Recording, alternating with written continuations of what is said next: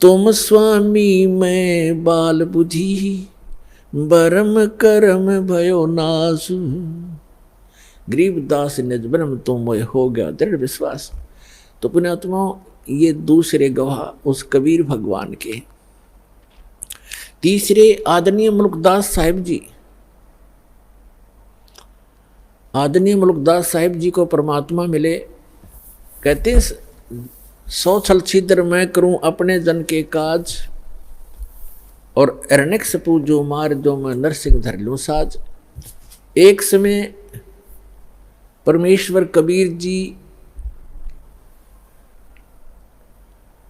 इस धरातल पर आए हुए थे। जैसे ये क्या करते हैं, परमात्मा कई प्रकार से लीला करते हैं। ये तीन सतिथि में रह करके अपने सभी ब्रह्मांडों को चलाते हैं, सब जीवों की संभाल करते हैं। एक सतिथि में ये सतलोक में रहते हैं अपने ओरिजिन, अपने ही अन्य रूप में। और दूसरी सतिथि में वो क्या करते हैं, प्रत्येक युग में एक बालक रूप धारण करके और किसी सरोवर में कमल के फूल के ऊपर आकर विराजमान होते हैं, जिस कारण से वो नारायण कहलाते हैं। नार माने जल, आयन माने उस पर आकर निवास करने वाला, इसलिए सत्यनारायण कहलाते हैं। सत्यनारायण माने अविनाशी परमात्मा। धीरे धीरे बड़े होते हैं, उनको निसंतान दंपत्ति उठा ले जाते हैं। वहाँ लीला में तरीके से बालक की तरह बिल्कुल एक जनसाधारण की भूमिका करते हैं। कोई भ्रम में कहता है कि ये कोई कहीं मिला होगा, कोई डाल गया होगा। जैसे भी अटकलबाजी चलती रहती, चलती रहो, सच्चाई कुछ अन्य ही होती है। जिस कारण से वो परमात्मा धीरे धीरे बड़े होते हैं। छोटी ही उम्र में, छोटी आयु में ही बड़े बड़े विद्वानों के छक्के छुड़ा देते हैं आध्यात्म मार्ग में, और विनम्र रहते हैं। एक पूरी मर्यादा निभाते हैं, जो एक भक्त संत को मर्यादा में रह के भक्ति करनी चाहिए। तो वो परमात्मा तीसरी सतिथि में वो क्या करते हैं, जब चाहे कहीं भी प्रकट हो जाते हैं और अपनी अच्छी आत्माओं को मिलते हैं। एक जिंदा महात्मा के रूप में, एक साधु संत के रूप में आते हैं।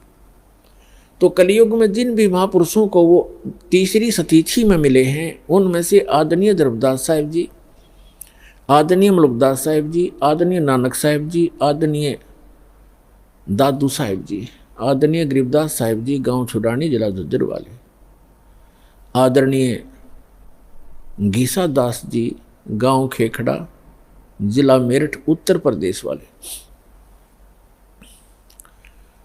तो इन महापुरुषों को वो परमात्मा जिंदा महात्मा के रूप में मिले हैं। और ये तीसरी प्रकार की सतिथि है। इन सभी महापुरुषों को परमात्मा सचखंड लेकर गए, फिर उनको वापस छोड़ा। तो इन्होंने अब मुल्कदास जी को कैसे मिले, तो वो परमात्मा जो तीसरी प्रकार की सतिथि में कभी भी आकर कहीं कुछ समय रह जाते थे। पहले पुराने समय में क्या होता था, हम बहुत बार सुना करते थे कि एक गांव में एक संत आया था और 1 महीना रुका था। उसने अपना कोई नाम गाम नहीं बताया था और बहुत से लोगों को चमत्कार किए थे। वो अचानक फिर गायब हो गए, चले गए थे, पाए नहीं थे। तो ऐसे वो परमात्मा आए हुए थे। और मलुक राम नाम था उनका, चौधरी मलुक राम अरोड़ा। एक अच्छे किसान थे, बड़े खेतीहर थे, वो अरोड़ा जाति में थे और गांव के नंबरदार थे। गांव में उनकी बहुत अच्छी खासी जो महिमा थी। परमात्मा के लिए विशेषकर गरीब व्यक्ति ही ज़्यादा प्रयत्न किया करते हैं। और परमात्मा कहते हैं कि ऊंचे कुल में भक्ति ना होवे, नीचा ही कुल दीजे। और ऊंचे कुल में दुर्योधन रावण और नीचे कुल में गणिका। और गण का भिलनी पार उतरगी, गर्व करियो ना धन का। तो गरीब जो होगा या कोई दुख किसी को होगा, वो उसके लिए वरदान होता है, परमात्मा के लिए तड़पते रहते हैं, और उस तरफ में वो कहीं ना कहीं परमात्मा उन पर दया कर ही देते हैं। और जो अमीर या अच्छे अधिकारी होते हैं वो कोई विशेष आत्मा ही होती हैं जो भगवान से जल्दी जुड़ते हैं। अपनी परंपरागत साधनाएं तो वो कितने ही करते रहे क्योंकि उनमें प्रेरणा पिछली है, लेकिन विशेष पुण्यात्माएं जो होती है वो ही सुख में भगवान की शरण में आती हैं, क्योंकि उनके पिछले संस्कार ज़्यादा अच्छे होते हैं। तो गरीब व्यक्तियों के घर में परमात्मा एक गांव में गए, उनके शिष्य थे। जब वो तीसरी सतिथि में साधु संत रूप में प्रकट थे, तो भक्त परमात्मा जब गुरुजी आते हैं, गुरुजी के सत्कार में समर्पित हो जाते हैं। परमेश्वर एक के घर सत्संग करने गए। अगले दिन शाम ने दूसरे ने प्रार्थना की, भगवान कल हमारे घर करना।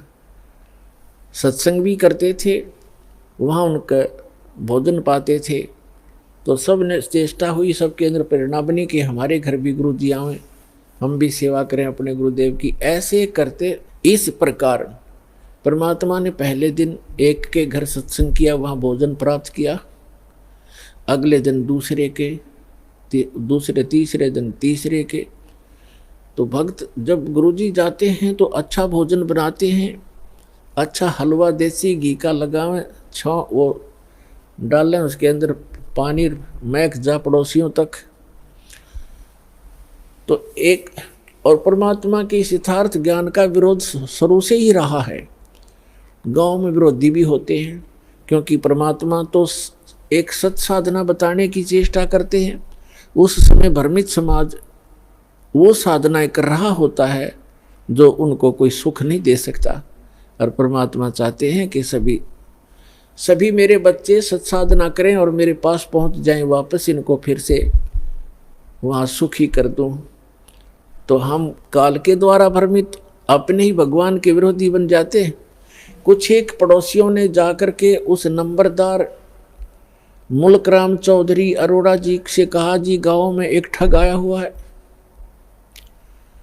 और गरीब व्यक्तियों को लूट रहा है, रो अच्छे माल खाता है, बढ़िया हलवा बनाते हैं, खीर बनाते हैं, और चलते समय पूजा लेकर जाता है,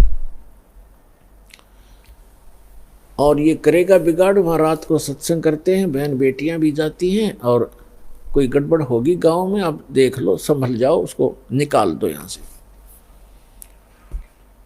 अब पुण्यात्मा होते हैं, उस मुल्क राम जी के मन में ये आया कि भाई साधु संतों के साथ खसना नहीं चाहिए, प्यार से ही देखूंगा मैं वास्तविकता क्या है, फिर मैं कोई बात करूंगा। तो मुल्कदास जी ने फिर सावधानी बरती, जिधर सत्संग थे उस साइड से गलियों से निकलकर खेतों में जाने लगा। तो क्या देखा कि तीसरे दिन किसी के घर में छौंक लगा, और फिर हलवे का बनाने का समय हो गया। वो निकल कर जा रहा था, उसने आई महक कि भाई हलवा तो बना रखा है। अगले दिन वो तीसरे के घर में, चौथे के घर में, तो मुल्कदास ने सोचा भाई अब बात तो सचमुच है, तो रोज हलवे खावे है, देखते न्यू कौन है कैसा है। तो परमात्मा बैठे थे, ए ठगवाड़ा ठगी देश, उसको पहचान ले तो फिर हम पारे हो जाएं। हम पहचान ही नहीं पाते उस परम पिता को, हम अपनी अटकलों से उसकी डेफिनेशन बनाए बैठे हैं। अब मुल्कदास ने जाकर देखा, एक सिंपल सा आदमी बैठा है, दाढ़ी मूछ बड़ी हुई है, सफ़ेद से कपड़े पहना है, गले में माला डाली है, जैसे एक साधु संत सा दिख है। मुल्कदास ने कहा कि ए भक्त, आप ये क्या कर रहे हो? आज तीसरा दिन हो गया मुझे देखते, अच्छे हलवे खाते हो, खीर खाते हो, आप अपना काम करके क्यों नहीं खाते हो? अपनी मेहनत करा करो, मजदूरी करनी चाहिए।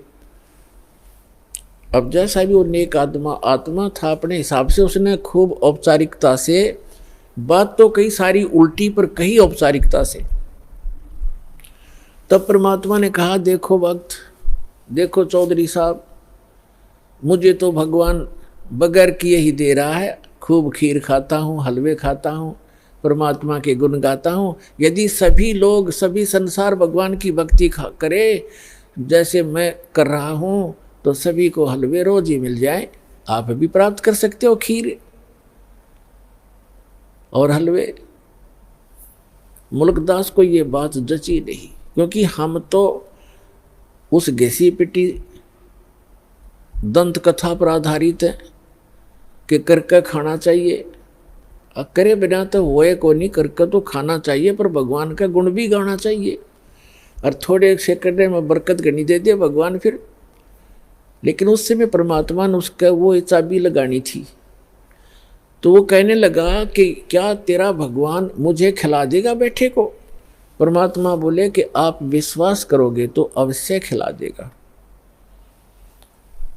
तो मुल्कदास ने कहा कि आज यदि आपके भगवान ने मुझे खाना खिला दिया शाम तक, मैं खाली पेट आया हूं घर से भी, तो मैं आपका चेला बन जाऊंगा शिष्य।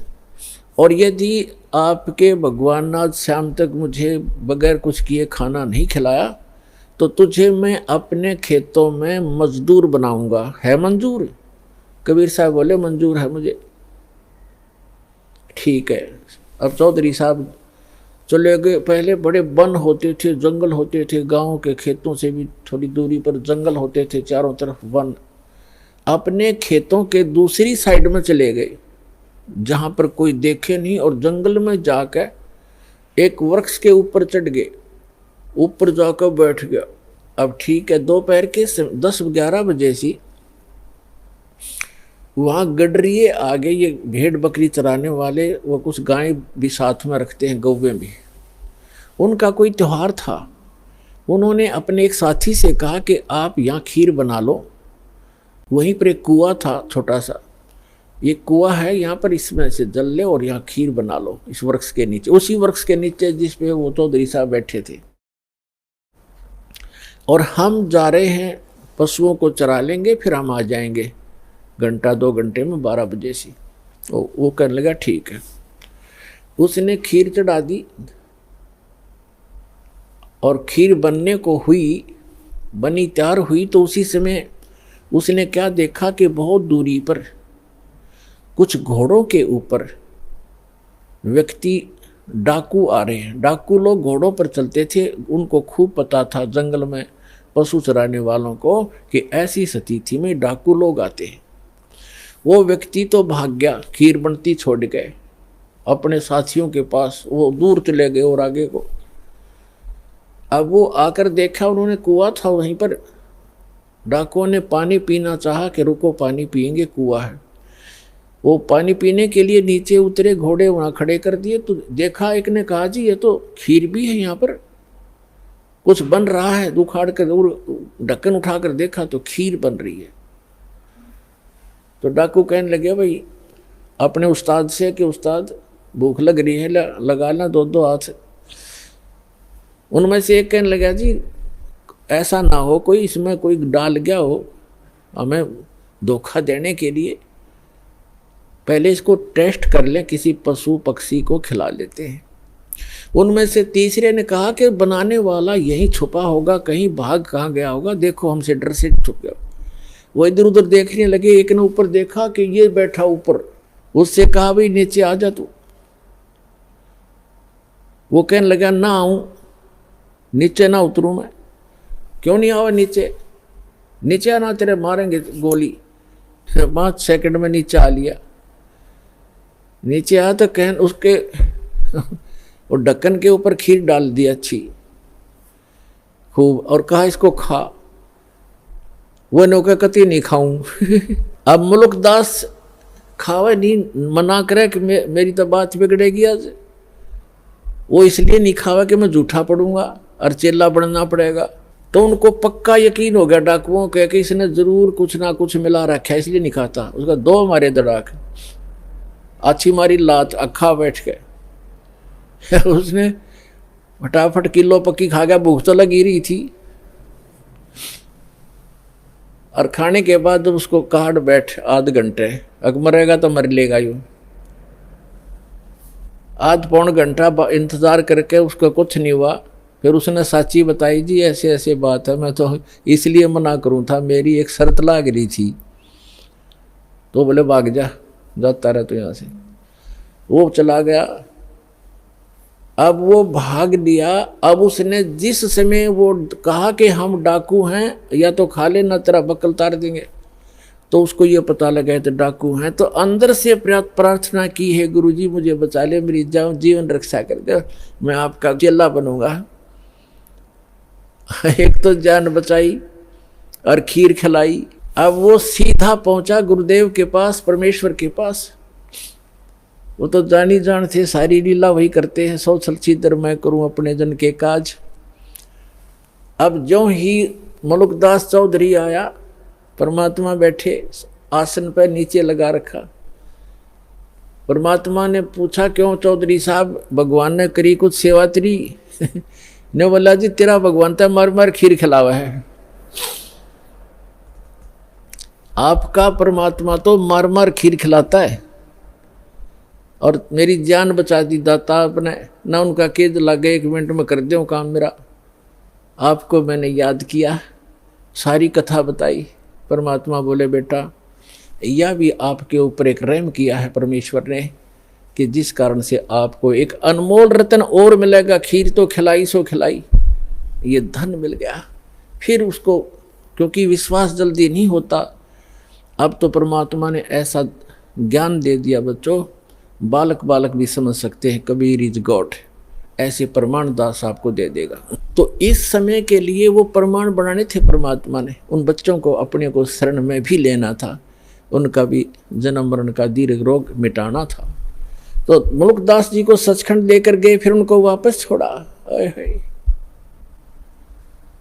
उसके बाद मुल्कदास जी कहते हैं, जपो रे मन साहेब नाम कबीर, जपो रे मन परमेश्वर नाम कबीर। एक समय गुरु बंसी बजाई कालंदरी के तीर, एक समय गुरु बंसी बजाई कालंदरी के तीर। सुर नर मुनि जन थकत बहे वहाँ, रुक गया दरिया नीर।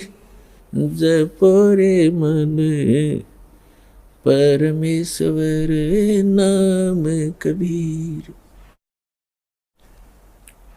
दो दिन का झगड़ा छिड़ गया, तिनक न धरते धीर। दोनों दिन का झगड़ा छिड़ गया, कोई न धरता धीर। कोई गड्ढे कोई अग्न जलावे, ढूंढा ना पायो शरीर। जपो रे मन परमेश्वर नाम कबीर। अमरलोक से सतगुरु आए, काटन यमक जंजीर। अमरलोक से सतगुरु आए, काटन काल की जंजीर। दास मलूक सलूक कहत है, खोजो खसम कबीर। जपो रे मन परमेश्वर नाम कबीर। जपो रे मन साहेब नाम कबीर। अब मुल्कदास जी फिर ये कहते हैं कि जपो रे मन, उस परमेश्वर नाम कबीर का नाम जपो, उस परमात्मा ने जो मंत्र दिया उसका जाप करो। एक समय गुरु बंसी बजाई कालंदरी के तीर। कालंदरी कहते हैं यमुना को। एक समय परमात्मा मथुरा में गए। धर्मदास जी ने कहा, भगवान वो श्री कृष्ण जी के पुजारी थे। धर्मदास जी ने कहा भगवान श्री कृष्ण भगवान थे, यहाँ गव्वें चराया करते थे और ऐसे ऐसे बहुत सी, और जमुना के अंदर नहाया करते थे। वो ऐसी बंसुरी बजाते थे, गव्वे भी खींची आ जाती थी, ग्वाल बाल भी उनके मुख की तरफ देखते रह जाते थे। तो परमात्मा ने कहा ठीक है बच्चा, क्या बंसुरी बजाने से और गव्वे और ग्वाल बालों के खींचे आने से ही भगवान सिद्ध होता है? नहीं, वो तो भगवान थे, वो तो भगवान थे, लाला जी था ना। अब परमात्मा ने सोचा भी इस भोले भगत को कैसे समझाऊं, कौन से तरीके अपनाऊं, क्योंकि प्रमाण बिना जीव बहुत देर से मानता है। तो परमात्मा ने कहा भी, वो जमुना कहा कि जी इधर थोड़ी सी दूरी पर है, वहां चलते हैं। अब परमात्मा ने ऐसे हाथ किया, एक बंसुरी आ गई अपने आप, ये बंसुरी बजाते हैं, और परमात्मा ने जब सुर भरा बंसुरी का, पूरे ब्रह्मांडों में गूंज गई। ऊपर से देवता लोग आकर भी चारों तरफ आकाश में सामने सुनने के लिए अपने अपने वाहनों पर खड़े हो गए। धर्मदास जी देखने लगे कि स्वप्न है या क्या है। फिर क्या देखते हैं कि जमुना नदी का जो जल बह रहा था प्रवाह, वो भी रुक गया उस मालिक की, उस बंसुरी की धुन सुनने के लिए। धर्मदास हक्का बक्का रह गया और चरणों में गिर गया। तो पुण्यात्मा मुल्कदास जी उस चीज का वर्णन करते हैं। एक समय गुरु बंसी बजाई कालंदरी के तीरे, सुर नर मुनि जन थकत बहे वो, रुक गया दरिया नीर, जपरे मन समरथ नाम कबीर।